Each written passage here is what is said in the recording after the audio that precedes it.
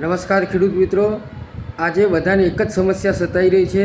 એ સમસ્યા એ છે કે જમીન સતત ખરાબ થતી જઈ રહી છે।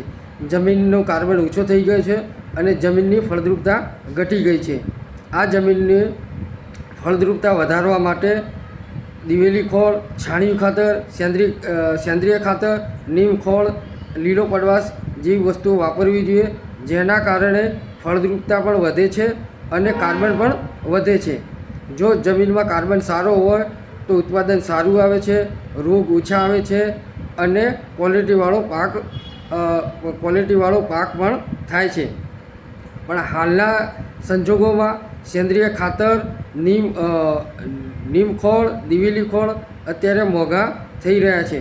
તો એના માટે ગુજરાત લાઈફ સાયન્સીસના કમ્પોસ્ટિંગ બેક્ટેરિયા વાપરવા જોઈએ। તમારે એક ટોલી છાણિયા ખાતરમાં 1 લીટર કમ્પોસ્ટ બેક્ટેરિયા વાપરવા જોઈએ।